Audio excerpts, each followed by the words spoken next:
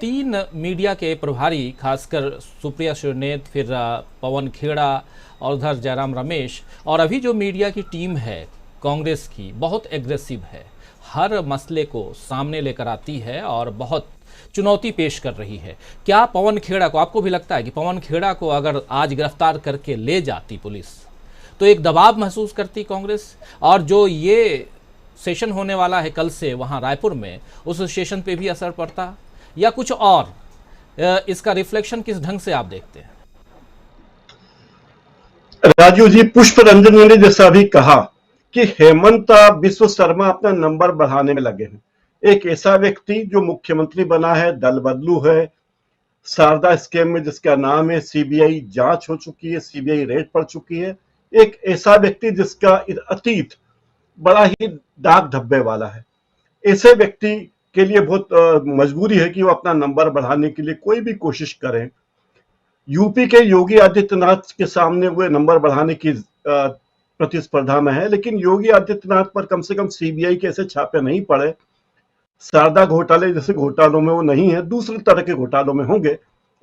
यहाँ एक बात है। दूसरी बात जो प्रशांत टंडन जी ने मुझसे पहले कही, मैं उनसे इत्तेफाक रखता हूं। एक बात तो मैं ये और जोड़ना चाहूंगा, सबसे पहले कहना चाहूंगा कि पवन खेड़ा ने जिस तरह प्रधानमंत्री नरेंद्र मोदी के पिता का नाम लिया, अब मैंने कहा कि वो वीडियो देखेगा और इस बात का अंदाज लगाने की कोशिश करेगा कि किस इरादे से उन्होंने ये नाम पुकारा है। हालांकि उन्होंने माफी मांग ली है इस भूल चूक के लिए। एक बार प्रधानमंत्री जी कह चुके हैं, बेटी पढ़ाओ बेटी पटाओ, ऐसे शब्द निकल जाते हैं। अगर ऐसा निकला है तो कोई बात नहीं, लेकिन नहीं निकलना चाहिए था। और पवन खेड़ा ने इसके लिए माफी मांग ली है, यह पर्याप्त कारण है। कोर्ट ने इसको भी माना है कि उन्होंने माफी मांग ली है, यह बड़ी बात है।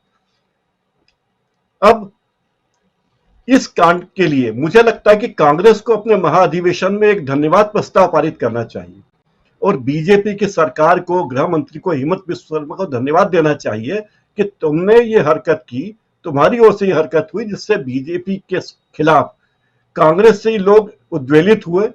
और कांग्रेस ही नहीं, जो लोग किसी भी पार्टी के नहीं है, जिनको राजनीति में कोई भी लेना देना नहीं है, वे भी उद्वेलित हुए कि एक ऐसी बात पर जिसका कोई तुक नहीं था, किस तरह विपक्ष के नेता को परेशान करने की कोशिश की गई।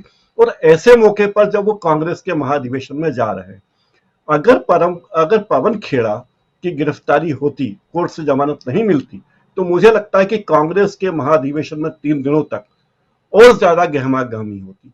लेकिन इस कांड ने कांग्रेस को एक नए जोश में भर दिया है, प्रतिरोध की क्षमता उनमें और बलवती हो गई है और वे उस प्रतिरोध को अगले 3 दिनों में व्यक्त करेंगे और अगले साल होने वाले लोकसभा चुनाव तक ये प्रतिरोध कांग्रेस की तरफ से जाएगा।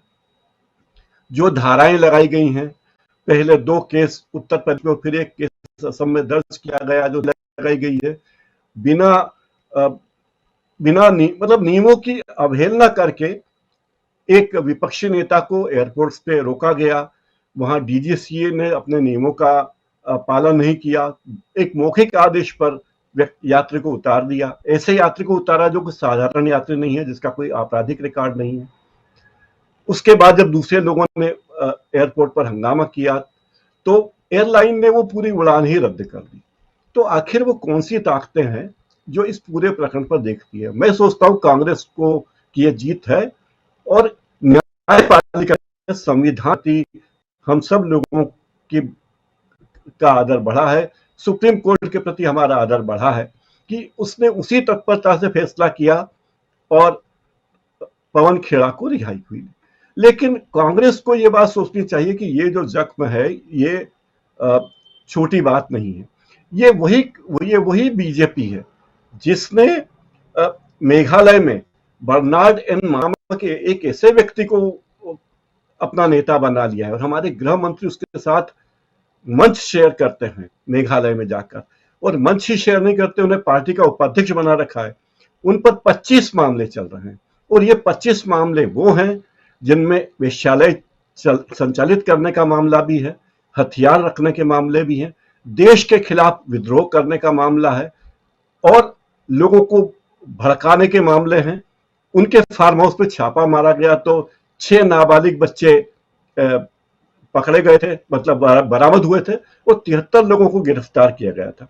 और उनके फार्म हाउस में मिला क्या क्या, बहुत आपत्तिजनक चीजें मिली। आपके पैकेट, मतलब पैकेट के बक्से मिले थे, और वे सारे लोग भाग गए। और वही व्यक्ति बर्नार्ड मार्क आज मेघालय में कांग्रेस बीजेपी के लिए उनका चेहरा है। हमारे माननीय गृह मंत्री, जो इस देश मंत्री, मेघालय जाते हैं और ऐसे व्यक्ति के साथ मंच शेयर करते हैं, उसकी पीठ थपथपाते हैं, उसके चुनाव प्रचार में भागीदार बनते हैं।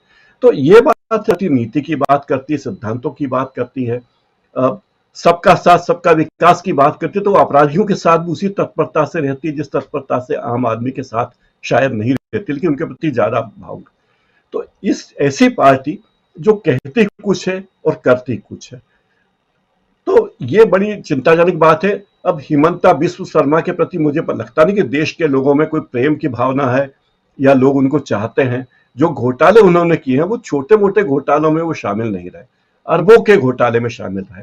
और ये भी उनकी नाराजगी जब वे कांग्रेस में थे तो ये थी कि वो राहुल गांधी से मिलने गए और राहुल गांधी ने उनके सामने बिस्किट रखे और बिस्किट कुत्ते ने खा लिए। तो मुझे लगता है कि कुत्ते ने ठीक ही किया होगा जो ऐसे व्यक्ति के साथ ये बातें की। लेकिन कांग्रेस को आभारी होना चाहिए इस पूरे घटनाक्रम का, क्योंकि इससे जोश आया है कांग्रेस पर। अगले 3 दिन तक हम देखेंगे कि रायपुर महाधिवेशन में जो कुछ होगा वो बहुत ही सक्रिय होगा, जोश भरे कार्यकर्ता होंगे, जो जोश भरे नेता होंगे। और उदयपुर में जिस तरह भारत जोड़ो यात्रा की संकल्पना रखी गई थी, नींव रखी गई थी, उससे बढ़कर कोई चीज होगी। और अंत में मतदाता इस बात को समझेगा कि जो चीजें हो रही है, जो सरकार कर रही है कांग्रेस के खिलाफ, ये कोई साधारण बात नहीं है। इसका मतलब ये कि सरकार डरी हुई है और वो चाहती है कि उसके खिलाफ कोई भी आवाज न उठे। कोई व्यक्ति अगर मामूली सी गलती करे, कोई चाहे वो लोक गायिका हो, चाहे कोई फेसबुक पे पोस्ट लिख दे या ट्विटर पे ट्वीट कर दे, तो उससे भी सरकार डोल सकती है। ये इतनी कमजोर सरकार इस देश में है जो जैसे स्पष्ट बहुमत है, लेकिन वो एक लोक गायिका से डर जाती है, एक विपक्ष के छोटे से नेता से डर जाती है जो किसी भी बड़े संवैधानिक पद पर अभी नहीं। राजीव जी।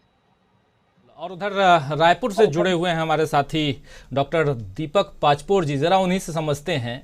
बहुत पास में ये जो सेशन होना है उसके बहुत करीब आप बैठे हुए हैं दीपक जी, क्या कुछ चल रहा है और इसका हमारे चैनल से जुड़े रहने के लिए YouTube पर टाइप करें DB लाइव, सब्सक्राइब बटन को क्लिक करें और बेल आइकन को दबाना न भूलें ताकि खबरें आप तक पहुंचती रहें।